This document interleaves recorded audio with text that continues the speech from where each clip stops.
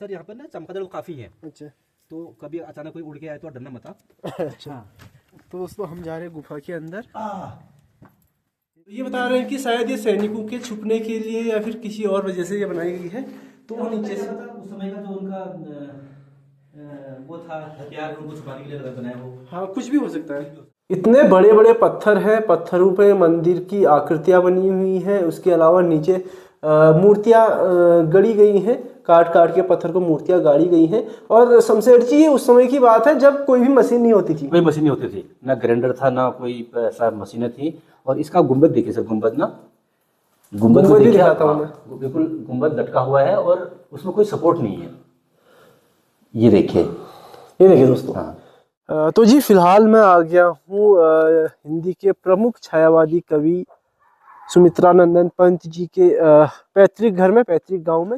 नमस्कार दोस्तों, स्वागत है आपका गांव वाला यूट्यूब चैनल के एक और वीडियो पे। दोस्तों आज की वीडियो बहुत ही बढ़िया होने वाली है। आप जानते हैं कि सोमेश्वर घाटी के लदियोड़ा गांव से मैं वीडियोस बनाता हूं और अक्सर अपनी वीडियो में उन लोगों को दिखाता हूं जो हमारे उत्तराखंड में, हमारे पहाड़ में कुछ विशेष कार्य कर रहे हों। इसके लिए मैं एक गाँव से दूसरे गाँव, एक जगह से दूसरी जगह जाता हूँ। और आज की जो वीडियो है, आज की वीडियो और भी खास है क्योंकि दोस्तों आज मैं आपको एक ऐसे गाँव से मिलवाने जा रहा हूँ, एक ऐसे गाँव को आपको दिखाने जा रहा हूँ जिससे शायद आप आज तक अपरिचित होंगे। बहुत ही ऐतिहासिक गांव है, अल्मोड़ा जिले के हवलबाग ब्लॉक में ये गांव पड़ता है। गांव का नाम है स्यूनारकोट। तो दोस्तों इस गांव में एक बहुत ही पुराना जो है नौला है। ऐसा नौला शायद हमारे उत्तराखंड में कहीं और नहीं होगा, ऐसा मैं दावा कर सकता हूँ। और इसके अलावा एक ऐसी गुफा जिसके बारे में कहा जाता है कि बहुत पुराने जो राजा महाराजा थे उनके सैनिक यहाँ पे छुपा करते थे या फिर उनके अस्त्र शस्त्र यहाँ पे छुपाए जाते थे। तो एक ऐसी गुफा, एक ऐसा नौला। इसके अलावा एक और भ्रम आज आपका टूटने वाला है। कई लोगों को लगता है कि जो पंत जी की जन्मस्थली है वो कौसानी है, लेकिन आज आपको पता चलेगा कि पंत जी की जो असली जन्मस्थली, उनका जन्म जहाँ पे हुआ था, पंत यानी कि जो हमारे छायावादी कवि रहे सुमित्रानंदन पंत जी की मैं बात कर रहा हूँ, उनकी जो जन्मस्थली है वो कहाँ है आज बहुत सारे लोगों को पता चलेगा। तो फिलहाल अभी मैं अपने गाँव में हूँ, शाम हो गई है। सुबह के समय मैं उस गाँव में गया था स्यूनारकोट में। तो अभी अपने गाँव का नज़ारा दिखाता हूँ, उसके बाद सीधे ले जाता हूँ आपको स्यूनारकोट की ओर। बने रहिए इस वीडियो में। अभी तक आपने मेरे यूट्यूब चैनल गाँव वाला को अगर सब्सक्राइब नहीं किया है तो कर लीजिएगा। शुरू करते हैं आज की एक खास वीडियो। तो दोस्तों ये है हमारा गांव लदियोड़ा जो कि सोमेश्वर घाटी में पड़ता है। सोमेश्वर घाटी अल्मोड़ा जिले में है। और हमारे गांव के सामने एक और खूबसूरत सा गांव है जिसका नाम है डूंगरकोट। और ये डूंगरकोट एक तोक है जो कि बयाला खालसा में पड़ता है। और ये सामने जो गाँव अभी आपको दिख रहा है ये है दियारी गाँव। तो बहुत ही खूबसूरत, निहायत ही खूबसूरत गाँव है। तो यहाँ से मैं अब आपको ले जाता हूँ स्यूनारकोट की ओर, जहाँ पे मेरे को मिलेंगे शमशेर जी। और शमशेर जी से ही मेरी बातचीत हुई है। उनका कहना है कि उनके गाँव को मैं और आगे तक पहुँचाऊँ, उनके गाँव की जो जानकारी है, जो ऐतिहासिक पृष्ठभूमि है गांव की, उसके बारे में और लोगों तक पता चले। तो इस वजह से शमशेर जी ने आग्रह किया था कि मैं उनके गांव आऊं। तो आज शमशेर जी से भी आपको मिलवाया जाएगा और उनके गांव से भी मिलवाया जाएगा। फिलहाल चलते हैं उनके गांव की ओर।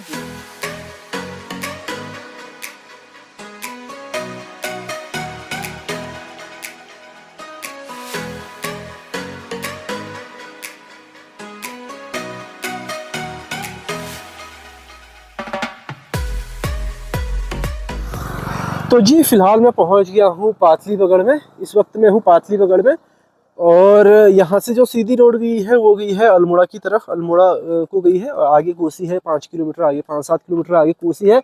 उसके बाद अल्मोड़ा पड़ जाता है और हमको जाना है इस वाली रोड पे।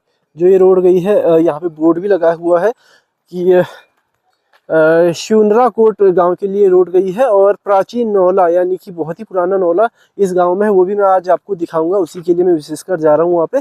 तो इस तरफ है स्यूनारकोट और यहाँ से करीब 5 किलोमीटर है पातली बगड़ से। तो फिलहाल यहाँ पे शमशेर भाई आएंगे, शमशेर भाई का इंतजार करते हैं, उन्हीं के साथ मेरे को जाना है। तब तक मैं यहाँ बैठता हूँ नंदिनी रेस्टोरेंट में, एक कॉफ़ी पी लेते हैं उनके आने तक। उसके बाद सीधे आपको ले जाते हैं स्यूनारकोट।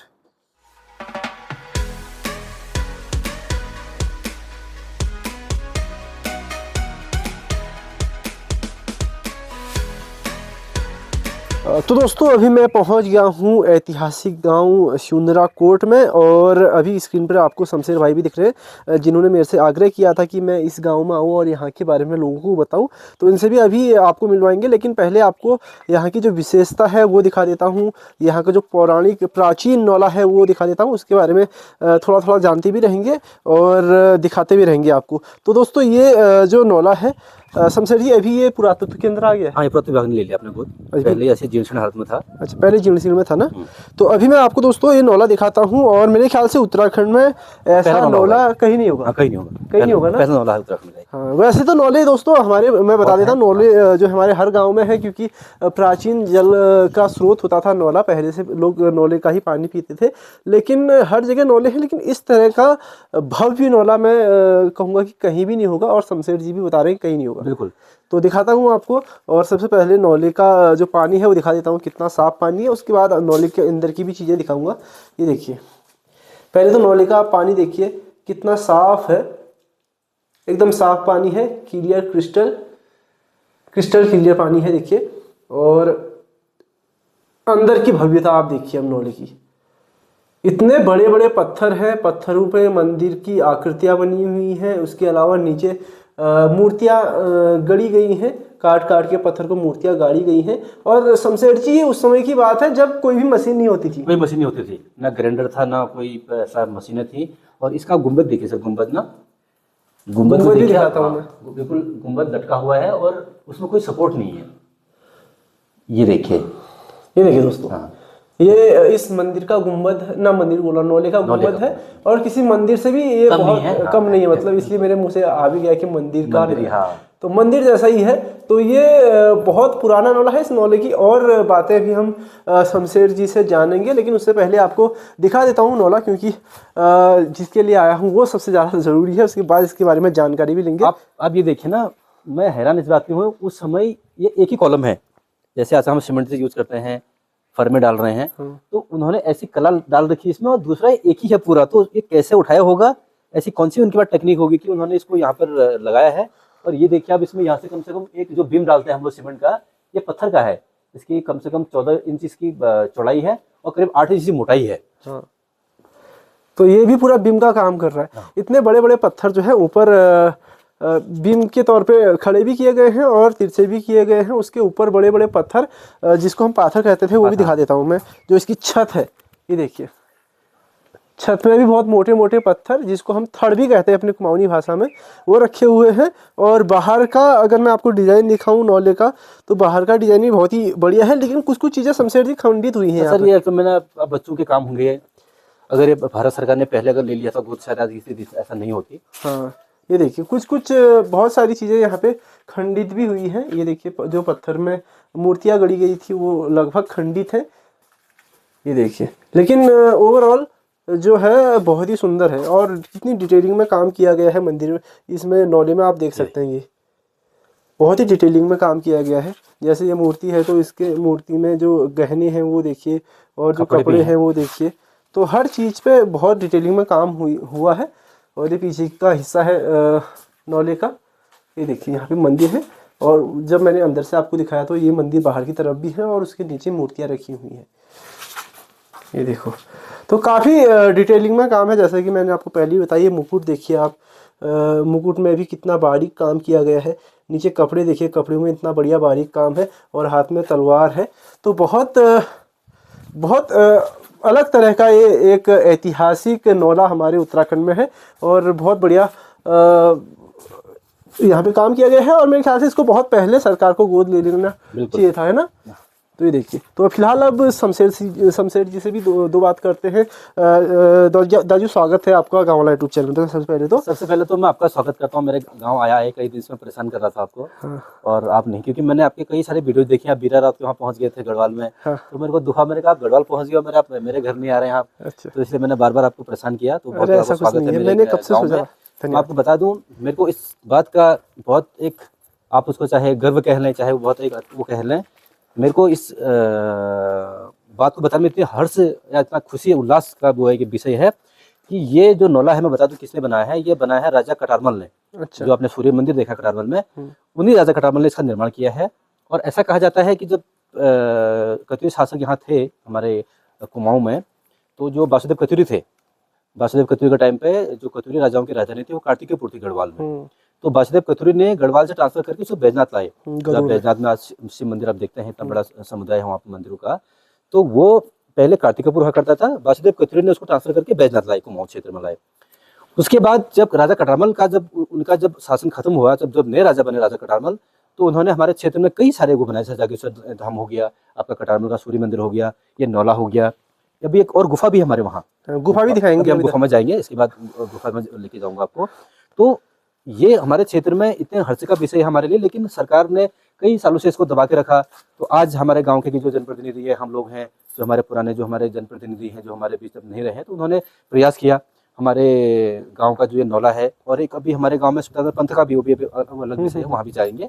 तो ये नौला कटारमल ने बनाया, ये 9वीं शताब्दी में बना हुआ है। अच्छा, हाँ। 9वीं शताब्दी का बना हुआ है ये। तो इसको लगभग 1100-1200 साल हो गए हैं। और आज भी देखो, अब मैं बता रहा हूँ कैसी कला है, कैसे उनके वो रहे होंगे, कैसे उनकी टेक्निक वो रही होगी, टेक्नोलॉजी कतरू राजाओं की। तो आप आए, और ये नौला मैं चाहता हूँ कि उत्तराखंड के लिए बहुत अच्छा विषय वो है। अगर आप लोग आएँ कभी, अगर उत्तराखंड में किसी भी अगर राज्य में क्षेत्र में रहते हैं, सॉरी मान लीजिएगा जिले में रहते हैं, तो आप आइए, और ये हमारे पर्यटन को भी बढ़ावा मिलेगा इससे, और लोगों को जानकारी भी मिलेगी। और एक और नए विषय में बता दूं सर आपको, जो हम जनरल नॉलेज की जो किताबें पढ़ते हैं, बुक पढ़ते हैं, और जो हम लोग समूह गौ की या कोई भी ISPC की परीक्षा देते हैं, तो ये नौले का इसका क्वेश्चन भी आ चुका है। अच्छा, हाँ, क्या पहले नहीं था। जब से ये भारत सरकार का गैजेट जारी हुआ है, ये पुरातत्व विभाग ने नौला लिया अपने अंडर, तब से ये क्वेश्चन बन चुका है कि कतरी राजाओं द्वारा बनाया हुआ नौला कौन से गांव में स्थित है। तो उसका आंसर शिवनाखोट है। अगर कोई जो बच्चे तैयारी कर रहे हैं उनके लिए बता दूं मैं। अच्छा। उसको मैंने अभी पिछली बार जब देखा था, कई लोगों ने उसको गलत किया था, क्योंकि लोगों को पता नहीं था, क्योंकि नया क्वेश्चन था, लोगों को पता नहीं था। अब ऐसे अगर आपके माध्यम से, कई यूट्यूब के माध्यम से, मैं खुद कई बार डालता रहता हूँ, तो कई लोग पहुंच चुका है कई लोगों तक। अब जैसे आपके माध्यम से पहुंचेगा तो लोगों को पता लगेगा। तो इसका राइट आंसर शिवनाखोट का नौला है, जो कतरी राजाओं ने बनाया हुआ था। अच्छा। हाँ, तो थोड़ा और शिवनाखोट के बारे में, गांव के बारे में कुछ और बताइए। और शिवनाखोट के बारे में सर, अभी हम वहाँ चलेंगे, सुल्तानगंज पंथ के गांव के घर चलते हैं। हाँ। तो वहाँ थोड़ा बहुत बताएंगे आपको। बाकी नौले का जो ये इतिहास है, ये बहुत ही एक बड़ा एक सोचनीय भी है, और एक वो भी है, क्या कहते हैं आपका, एक जैसे हम मतलब कि कैसे बन गया यहाँ दूर दराज में, कैसे कतरी राजाओं के दिमाग में, आश्चर्यजनक बात है, रिसर्च की बात है कि कतरी राजाओं को कैसे नौला वहाँ बनाया जाए। उन्होंने वहाँ क्यों नहीं बनाया, क्या कहते हैं, कार्तिकपुर में क्यों नहीं बनाया, उन्होंने राजधानी में क्यों नहीं बनाया, उन्होंने कटारमल में क्यों नहीं बनाया। तो इसका मतलब ये पानी का स्रोत जो यहाँ है, इसकी कहीं ना कहीं कोई ऐसी वो है गुणवत्ता कि उनको लगा कि आप वहाँ बनाइए। और मेरे को ये भी हमने पढ़ा है कहीं पर कि राजा कटारमल पानी यहीं का पीते थे। अच्छा। वो रहेंगे कटारमल में, पानी यहाँ का पियेंगे। अच्छा। तो ये एक बहुत अच्छा सा इतिहास हमारे गांव का, और मैं बहुत बहुत धन्यवाद करता हूँ आप आए। अभी तो बहुत लंबी बातचीत होगी, तो अभी हम पहले जाएंगे सुमित्रानंदन पंत जी का जो मूल जहाँ पे जन्म हुआ था। वैसे तो कौसानी चले गए वो, लेकिन उनका जो मूल यही हुआ, उसके बारे में भी ये बताएंगे। उसके बाद हम जाएंगे गुफा में जाएंगे। बिल्कुल। तो जी फिलहाल मैं आ गया हूँ हिंदी के प्रमुख छायावादी कवि सुमित्रानंदन पंत जी के पैतृक घर में, पैतृक गांव में, शिवनाखोट में इस वक्त मैं हूं। और थोड़ी देर पहले आपने नौला देखा, अब देखिए पंत जी का पैतृक घर, जिसको गवर्नमेंट के द्वारा, सरकार के द्वारा इस वक्त बहुत बढ़िया बना लिया गया है। हालांकि अभी एक गांव के टेक ओवर नहीं हुआ है, गांव वालों को नहीं दिया गया है इसको। ये देख सकते हैं बाहर भी थोड़ा बहुत झाड़ियां हो रखी हैं आंगन में, इसमें काम करना बाकी रह गया। शमशेर जी मेरे साथ है। शमशेर जी बताइए कुछ इसके बारे में। पंत जी को तो सभी लोग जानते हैं। ये देखिए ये घर है, थोड़ा और पास जाके दिखा देता हूँ, और शमशेर जी कुछ बताएंगे इसके बारे में। क्या है कहानी यहाँ की। भाषा नमस्कार, एक बार फिर से स्वागत है मेरे गांव में। हाँ जी। एक बार पिछली बार हमने आपको नौला दिखाया था। हाँ। इस बार हम आपको दिखाते हैं अपना, मैं आपको बता दूं थोड़ी बात इसके बारे में। आपने उनका नाम सुना होगा, सुमित्रानंदन पंत का। हाँ जी। किताबों में हमें पढ़ाया गया है कि उनका जन्म कौसानी में हुआ है। तो वो गलत लिखा है किताब में, क्योंकि उस समय हो सकता है कि उनके कोई बड़े जो उनको बताते लेखकों को, वो शायद उनके बीच नहीं रहे होंगे, तो इसलिए वो गलत छपा है किताब में। उनका जो गांव है ये है शिवनाखोट। तो यहाँ पले बड़े हैं, बचपन उनका। जब वो पैदा होते के तुरंत बाद उनकी माताजी स्वर्गवास कर गई थी। तो स्वर्गवास होने के बाद उनकी नानी ननिहाल कौसानी में जो है, आज जो आप संगाल के रूप में वहाँ देखते हैं, उनका लालन पोषण वहाँ हुआ कौसानी में। लेकिन उनका पैतृक जो घर है वो यहाँ हुआ। ये पूरा गांव की जो भी हमारे वन पंचायत है, सबसे बड़ी वन पंचायत हमारे गांव की, कम से कम हजारों करोड़ों एकड़ जमीन है हमारे गांव के नाम, वो सब इन्हीं की देन हुई। अच्छा। हाँ। इनकी देन कैसे? क्योंकि उस समय में जो इनके बड़े भाई साहब थे, मैं बता दूं आपको, उसका भी मैं बता देता हूँ एक चीज़। पहले मैं आपको थोड़ा सा विस्तार से ये बताता हूँ कि मैं अभी, जैसे मैंने पिछली बार बताया था आपको कि हमारे गांव एक बहुत बड़ा हिस्टोरिकल गांव है, ऐतिहासिक गांव इसलिए है, जब प्रथम आम चुनाव हुए भारत के अंदर, जब पंडित जवाहरलाल नेहरू पहले प्रधानमंत्री बने हमारे देश के, तो उस समय जैसे आज प्रदीप रमटा जी पहले पिछला रहे, अभी अजय टंडा जी हैं, तो पहले जो सांसद थे वो भी इसी गांव के निवासी थे, और यही घर उनका है। अच्छा। हाँ, डीडी पंत, देवीदत्त पंत के भाई हुए। अल्मोड़ा और पिथौरागढ़ की पहले सांसद दो है। अल्मोड़ा पिथौरागढ़ जो संसदीय क्षेत्र है, 1952 में जब चुनाव पहला आम चुनाव हुआ, तो जो सांसद थे पहले वो हमारे गांव के निवासी थे। अच्छा, तो एक हर्ष का विषय हमारे लिए ये है, ऐतिहासिक बात है। ये भी एक जनरल नॉलेज का क्वेश्चन है। वैसे वो अल्मोड़ा रहते थे, उसके बाद वो इलाहाबाद चले गए थे पंत जी, इसलिए उन्होंने इसका गांव का जिक्र कभी नहीं किया। हमें दुख इस बात का है, हम लोग एक बात तो हम खुश भी हैं, हमें दुख इस बात का कि कहीं भी पंत जी ने इस गांव का उल्लेख नहीं किया है, न किसी कविता में, न किसी रचना में, और न कहीं अपनी जो भी इतनी कविताएं उन्होंने लिखी हैं। लेकिन वो कारण हो सकता है, वो कारण हो सकता है कि उनको पता ना हो, क्योंकि पता ना हो, और स्मृति में भी नहीं है उनका, बहुत अच्छे जब पैदा हुए तभी वहाँ चले गए। तो हमें हर 20 मई को हम लोग यहाँ पर अच्छा प्रोग्राम कराते हैं, डीएम साहब भी आते हैं उसमें, तो हमारे जनप्रतिनिधि भी आते हैं। तो हर साल अगली बार जब हम मनाएंगे, इस बार हम आपको भी जरूर न्योता देंगे अपने गाँव में, और इस बार जो भी हम प्रोग्राम करेंगे यहाँ पे, तो 20 मई को क्या होता है? उनका जन्मदिन मनाते हैं हम लोग, जन्म दिवस। हाँ, मनाते तो हैं। ये आंगन तो बहुत साफ ये सिर्फ करेंगे हम इसको, अभी इसमें है क्या, ये अभी ये सारा सरकार के अंदर भी अंडर कंस्ट्रक्शन है। जैसे ये पूरा निर्माण हो जाएगा, मेरे को लगता है कि जो ठेकेदार साहब बना रहे हैं उनके कुछ पेमेंट का लेन देन है सरकार के साथ, जैसे वो पूरा होगा तो इसकी चाबी हमारे अंदर आ जाएगी। फिर हम लोग इसके अंदर जो भी कौसानी में या जो भी उनके पारिवारिक जो किताबें या जो भी उनके कपड़े वगैरह, चश्मे वगैरह, वो यहाँ पर रखी जाएंगे, फिर लोग देखने के लिए आ सकते हैं उसके लिए। और फिर का माध्यम के चैनल से मैं बताना चाहता हूँ कि आप आइए, और पंत जी की जो भी रचनाएं हैं, जो भी उन्होंने किताबें हैं, वो यहाँ सब आपको उपलब्ध होंगी, लेकिन थोड़ा सा टाइम लगेगा। जैसे ये चाबी हमारे हैंडओवर होगी, हम लोग उसको खोलेंगे। फिर रोज आपके हैंडओवर मतलब ग्राम सभा की हैंडओवर। यस। तो ये दोस्तों फिलहाल काम तो हो गया, लेकिन बहुत बढ़िया स्थिति अभी यहाँ पे नहीं है, तो इसको सुधारने की जरूरत होगी ग्राम सभा को। तो फिलहाल हम चलते हैं गुफा की तरफ। तो जी अभी हम आ गए हैं जो यहाँ की गुफा है उसको देखने के लिए, और यहाँ पे एक नदी बह रही है, बेरी नदी ना? बेरी नदी। तो बेरी नदी है, ये बिनसर से निकलती है और कमलेश्वर में जाके मिलती है, कोसी नदी की सहायक नदी कहते हैं इसको। अच्छा, तो बेरी नदी है जो कि बिनसर से निकलती है, और ये जो रास्ता बना है दोस्तों, ये रास्ता बना है गुफा के लिए। तो अंदर गुफा है आगे जाके, तो अभी इसका बोर्ड वोर्ड नहीं लगा, नया बनाया ना रास्ता? अभी नया बनाए। तो ये भाई साहब हमको दिखाएंगे, चलिए सर आगे से चलिए। आगे चलो मैं? हाँ आगे से चलिए, और बात करते हुए चलते हैं। चलो। तो क्या लगता है शमशेर जी, मतलब क्या लगता है आपको अपने गाँव के बारे में, थोड़ा क्या संभावना है यहाँ पे रोजगार की?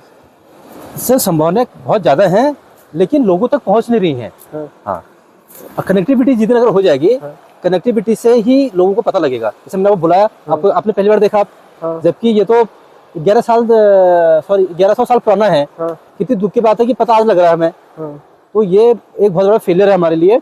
अगर 11 साल पहले हो जाती तो आज यहाँ देखो रिसोर्ट भी होते, यहाँ पर कैफे भी होते, है ना, यहाँ बैठने की जगह भी होती, यहाँ लोग आते और टूरिज्म बढ़ता, हमारे गाँव का जो बेरोजगार युवा है उसको रोजगार मिलता। तो पर्यटन में की यहाँ पे संभावना है, बहुत ज्यादा संभावना पर्यटन में की। लेकिन अब कोशिश कर रहे हैं धीरे धीरे, जैसे अब ये बना है, और आशा करते हैं कि लोग अपनी जो यहाँ पे बंजर जमीन है उसको भी कुछ न कुछ यूज में ला सकते हैं। और अब सरकार भी रोजगार कहाँ से देगी? एक कहावत है ना, जब कमाने वाले घर में 10 हैं और खाने वाले तो 30 हैं, तो वही हमारे देश का हाल है। हमारे देश में खाने वाले कम से कम 25 करोड़ हैं। अच्छा। कमाने वाले केवल 100 करोड़ हैं। तो 25 करोड़ के लिए कहाँ से करेंगे एडजस्टमेंट? ठीक। तो हाँ शमशेर जी, मैंने बहुत बातें कर ली, लेकिन आपके बारे में ज्यादा पूछा नहीं, थोड़ा अपने बारे में भी आप बताइए। मैं सर एक्चुअली में बताऊं, मैं 1 से लेकर कक्षा 8 तक की पढ़ाई मैंने यही कमलेश्वर में की, अपने गाँव में। अच्छा। और हमारे गाँव में मैं बताऊं आपको, जो कमलेश्वर स्कूल है, आपके गाँव के भी जो बुजुर्ग होंगे ना, उनसे पूछना आप। अच्छा। उन्होंने भी शिक्षा हमारे गाँव से ली होगी।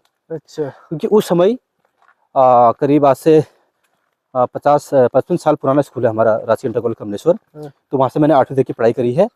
और आपके जो गांव के बुजुर्ग लोग होंगे, चाहे ये गणनाथ हो गया और कमलेश्वर हो गया, समझ लो एक ही वो हैं, एक ही वर्ष के। तो हमारे गांव के एक बहुत बड़े कवि हैं और प्रिंसिपल भी रहे हैं वो हमारे गांव के, प्रताप सिंह सुंदरी, जो कि पद्म विभूषण से सम्मानित हैं, वो हैं। अच्छा, पद्म विभूषण से? हाँ, और वो हिंदी साहित्य का भी उनको वो मिला हुआ है। तो उन्होंने हमारे राजकीय इंटर कॉलेज कमलेश्वर को सुधारा, उन्हीं का नाम जाता है, उसका श्रेय जाता है कि उन्होंने संस्थापक प्रिंसिपल होने के नाते हमारे स्कूल को बसाया, और हमने भी वही शिक्षा ली कमलेश्वर में। उसके बाद मैं मेरठ चला गया, फिर मेरठ से फिर मैं देहरादून आया। देहरादून में फिर मैंने फिर पढ़ाई स्टार्ट की। तो इंजीनियरिंग की पढ़ाई स्टार्ट की मैंने, लेकिन वो किसी कारण मेरी पूरी नहीं हो पाई। तो फिर मैंने MA किया पॉलिटिकल साइंस से। अच्छा। और उसके बाद में मेरा JP ग्रुप में एक अपने जो JP सीमेंट है उसमें मैंने जॉब किया काफ़ी साल तक। उसके बाद से मैंने अपना स्टार्ट कर लिया। तो आज भगवान की कृपा से मैं मैंने विकास में भी कई सारे मैंने काम किए हैं, मसूरी में मैंने बहुत सारे काम किए हैं, ऋषिकेश में मैंने बहुत सारे रिसोर्ट वगैरह हट गुस्सा बनाए हैं। तो लॉकडाउन में मैं घर आया तो आप यहीं पे स्टार्ट कर लिया अल्मोड़ा में।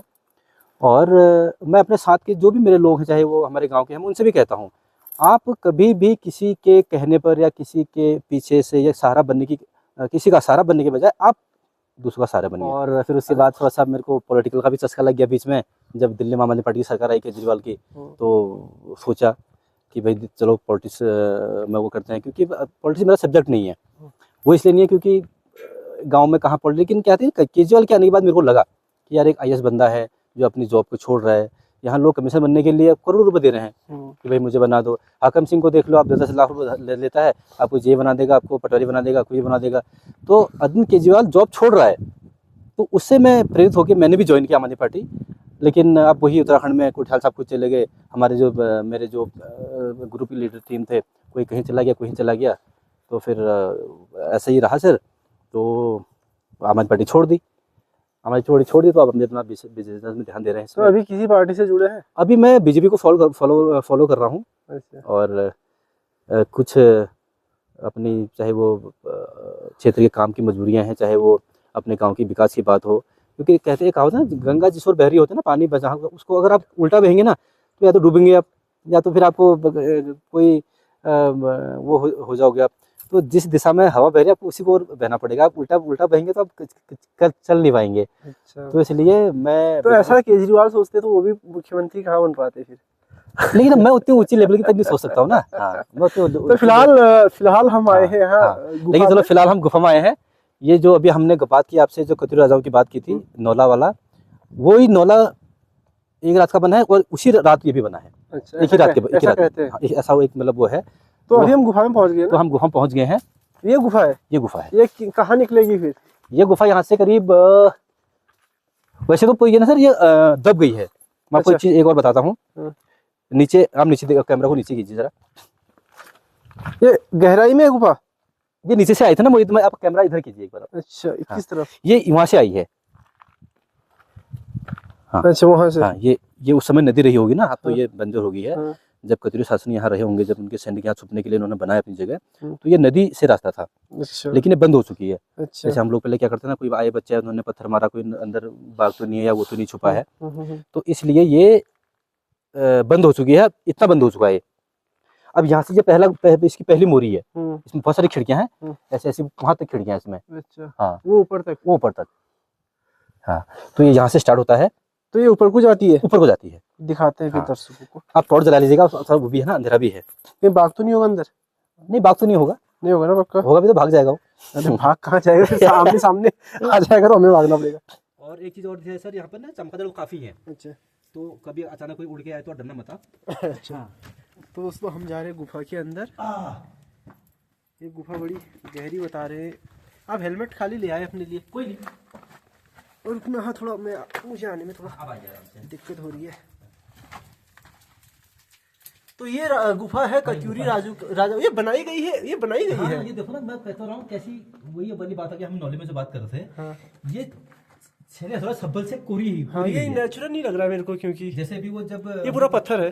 श्रीनगर में, सॉरी, वो कहाँ अभी तो मौजूद दबके थे, ये वो था कर्णप्रयाग में था। कर्णप्रयाग में जो रेलवे लाइन में जो मौजूद दबके थे। तो कछुआ, वो चूहा, वो नहीं ना थे, चूहा कतरने वाले जो उन्होंने वो एक जो नई टेक्निक थी कि वो कूदे के अंदर जाएंगे। तो ये टेक्नोलॉजी कत्यूरी राजा आज से 1100 साल पहले अपना चुके हैं। अच्छा। और पूरा पत्थर है, भाई, कहीं मिट्टी कुछ नहीं है। हाँ, पत्थर है ना। हाँ। और ये नीचे बंद हो चुकी है, नहीं तो नीचे से स्टार्ट की है। कोई खतरा तो नहीं अंदर ना? कोई खतरा नहीं है, सीढ़ियां बनी हुई है, आप जा सकते हैं आराम से। तो दोस्तों अभी हम जा रहे हैं गुफा के अंदर और ऊपर को सीढ़ियां बनी। ये प्रॉपर गुफा है। इसका मतलब यहाँ पुराने राजाओं का कुछ न कुछ संबंध गहरा ही रहा है, जिस हिसाब से यहाँ पे नौला भी बना। मेरे को लगता है कि ये जो उनके सैनिक होंगे, उनके सैनिकों को छुपने के लिए बनाया गया होगा, ऐसा आपको लग रहा है? मेरे को ऐसा लगता है। तो दोस्तों आपको दिखा देता हूँ, ये प्रॉपर इसमें सीढ़ियां बनी हुई है। सीढ़ी बनी है, देखो। और आप बिल्कुल खड़े हो सकते हैं, आपका सर नहीं टकराएगा ऊपर। हाँ, वही ना। ये प्रॉपर गुफा है। ये मैनमेड गुफा लग रही है मेरे को। ये नॉट नेचुरल नहीं है, प्राकृतिक नहीं है, मैनमेड गुफा है। हाँ, ये बनाई गई है। तो ये बता रहे हैं कि शायद ये सैनिकों के छुपने के लिए या फिर किसी और वजह से ये बनाई गई है। तो वो नीचे से उस समय का जो उनका वो था हथियार, उनको छुपाने के लिए बनाया हो। हाँ, कुछ भी हो सकता है, कुछ भी हो सकता है। तो आप जो बोल रहे हो कि इस गुफा के अलग अलग मुखाने हैं, मतलब दरवाजे हैं। ये आ गया, एक खिड़की आ गई, एक खिड़की आ गई ना। हाँ। ये देखिए दोस्तों, एक खिड़की ये है इसमें। अब हम ऊपर चले जाएंगे और इससे भी बाहर हम निकल सकते हैं। एक बार इससे निकल के देखता हूँ मैं, एक बार इससे निकाल के ऊपर से देखना पड़ता है। ये ऊपर से देखें। ये देखिए दोस्तों, ये काफी बढ़िया गुफा है। एक बार फिर से बता दीजिए कहाँ पे है हम इस वक्त। हमें सेकंड सीढ़ी में आ गए, सेकंड मोरी में आ गए। ना जगह कौन सी है ये सिरनाकोट, सिरनाकोट, जो कि अल्मोड़ा में पड़ती है।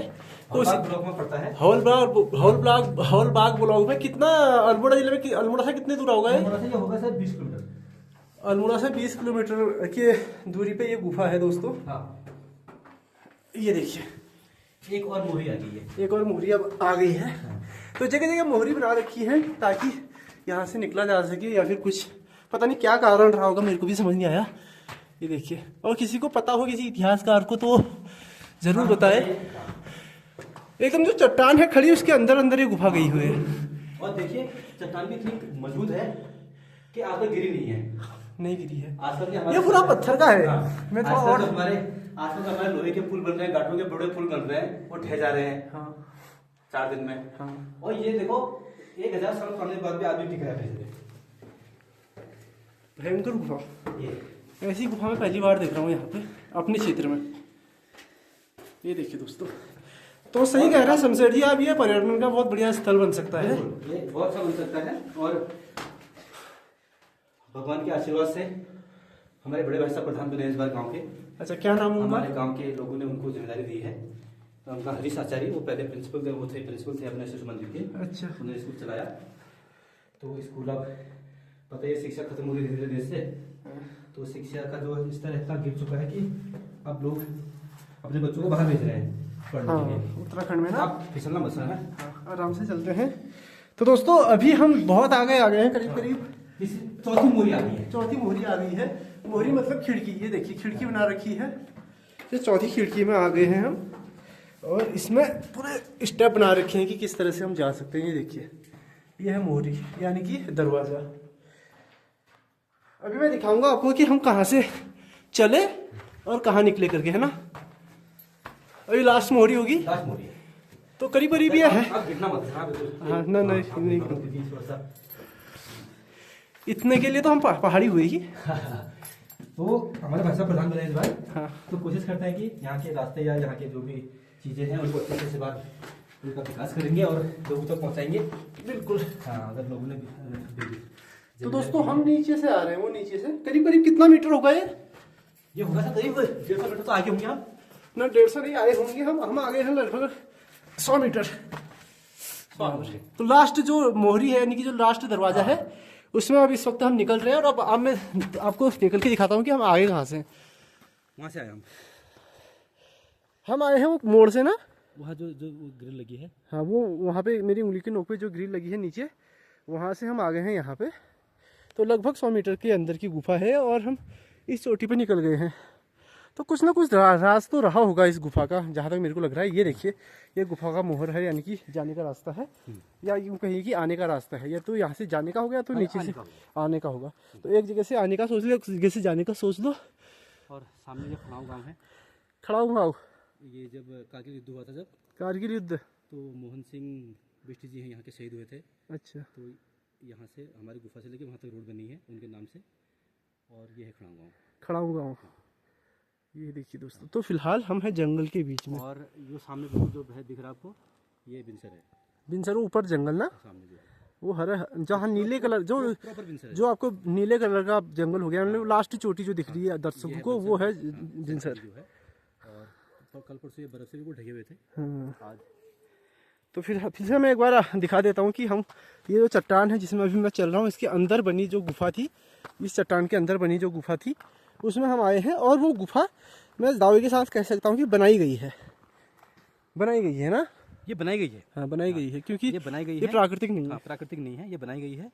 और हर्ष का विषय है कि हमारे क्षेत्र में बनी है, तो ये खुशी की ज़्यादा बात है कि हमारे क्षेत्र में बनी है। तो इसके इतिहास को आप थोड़ा खंगालें कि क्या एग्जैक्ट इतिहास था इसका, उसके बाद इसको आप पर्यटन के तौर पे बहुत बढ़िया से विकसित कर सकते हैं। कोशिश कर रहे हैं, वैसे कई लोग आ चुके हैं इसके रिसर्च के लिए। जो नौला दिखाया था मैंने आपको ना, अभी गुजरात से जो ये लोग ज्योग्राफी से एमए कर रहे हैं, जो मास्टर की डिग्री ले रहे हैं, वो लोग भी वहाँ आके देखते हैं कि यार पानी कैसे आया, इस पानी का रहस्य क्या है और सूख नहीं रहा अभी तक, अच्छा, और कहाँ से इसका हुआ है, तो उस पर चल रहा है काम।